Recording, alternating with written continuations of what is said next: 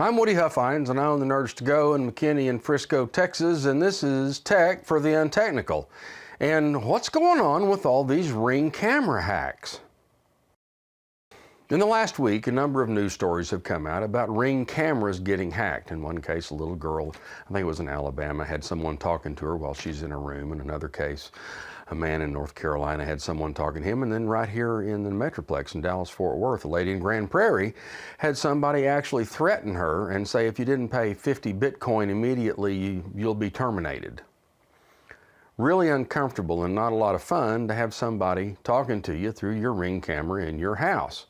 Now, Ring has responded to this, and Ring has said that their system has not had any unauthorized entry, that no one has hacked the Ring system. And while that is true to the extent that it's true, it doesn't tell the whole story.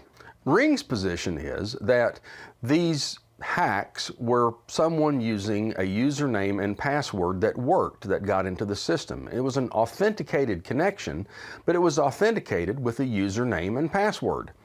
Now, we've talked about username and password and credential stuffing and don't reuse passwords, and there's a link to the video right up here where you can go watch that video and talk about botnets. But in the short of it is, if a database gets compromised in a hack and the usernames and passwords, and that pair is called a credential, get out in the world, then people who buy those credentials and try them against different websites might be able to get into your Ring account to start talking to you through your Ring camera because they can log into your account because the password and username combination for your Ring account is the same as another account that you've used. Ring may be telling the truth and nobody has hacked their system. However, I think Ring could do a lot more to help us as end users protect ourselves from this sort of thing.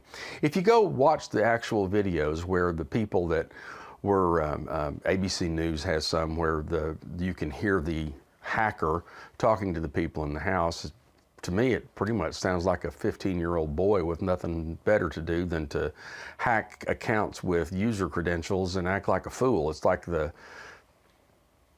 equivalent of toilet paper in a house for these little wingnuts. And while it's disconcerting to have someone talk to your daughter through their camera in their room, even if it is a 15-year-old wingnut, it brings up a bigger issue, which is, if it was really a bad actor, and a bad actor that wasn't just some toilet paper and teenager, and they used your Ring camera to look and see what's in your house, where it is in your house, what they might want to steal, they wouldn't be stupid enough to talk to you through the microphone. They'd just come break into your house and steal the stuff. So it is a very real security issue. And it's a very real security issue that Ring could help us with. For example, you should be able to look on your Ring account and see where all people are logged into your account. For example, on Facebook or in Google accounts, you can go in and see all of the devices that are logged into your account. And if you don't recognize a device, you can log that device out. So if someone has stolen your Ring password and username and they've logged into your account, it'd be really nice if you could go into your Ring account and log that instance out. Now, if you're concerned about it, and I think we all should be, the first thing that you can do is turn on multi-factor authentication or two-factor authentication on your Ring account. Here's a link to a video that talks a lot about two-factor or multi-factor authentication. The idea is that after you log in to your Ring account, anytime you change your password or a new device logs into your Ring account, it will send a text message to your phone that you've entered into the Ring for two-factor authentication for you to complete that login process. Think of it this way.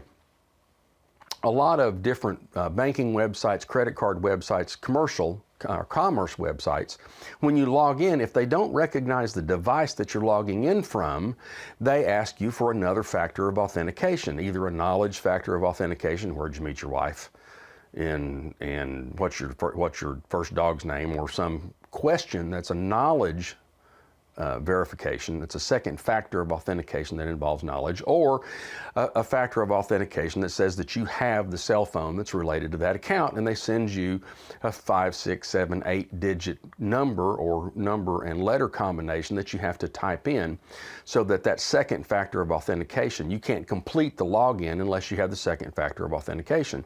And Ring does allow for second factor authentication, and that's what you should do. You can go to the Ring app on your phone, and in the upper left-hand corner of the app, there's the little 3 lines, looks like a hamburger.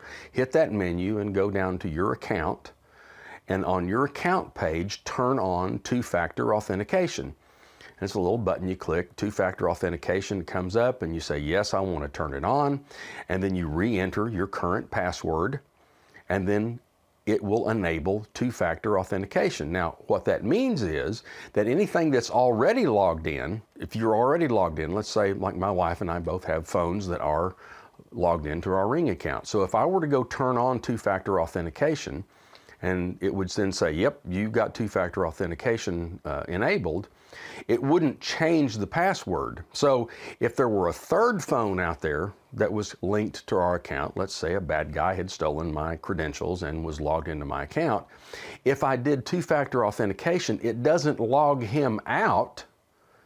It just makes it so that the next time Ring needs to contact me, it's going to use the second factor of authentication. So step 1 is to go either on the website. If you go to the website and you log into your Ring account from a computer, on the upper right-hand corner, it's got your name. You click on that name, you go down and hit the account button. It's got the information about your account. Two-factor authentication or multi-factor authentication is one of those choices. You go through that same process of entering your password and saying enable two-factor authentication, and put the phone number in that you want the text message to come to. After you've done that, the next thing that you need to do is go change your password and put a new password in on your Ring account, so that if some Yahoo out there has your Ring account, the next time he goes to log in on that phone, for example, since your password has changed, Ring won't recognize that as a valid password. It will ask him for the second factor of authentication, and if he doesn't have your phone, he can't give that second factor authentication, and you will have logged him out. If you go back, as I mentioned, there's this link to the multi-factor authentication and what the weaknesses and strengths are and why it's important. But if you have a Ring doorbell, Ring camera, Ring floodlight, whatever Ring product you have, the first thing I would do is go enable that two-factor authentication either through the app or on the website. The next thing that you need to do is make sure that the app on your phone is updated to the most current version of the Ring app, because if there's any security vulnerabilities that they do find as they study these incidents, that's the first thing they'll do is update that app. So, how are these folks getting hacked? Probably through stolen passwords.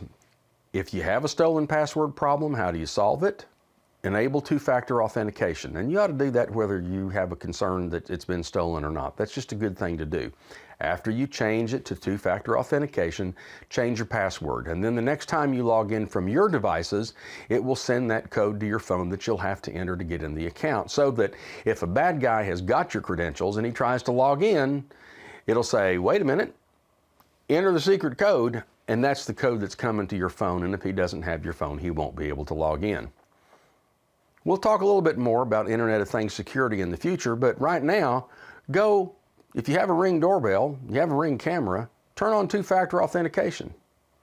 I'm Woody Huffines. I own the Nerds to Go in McKinney and Frisco, Texas.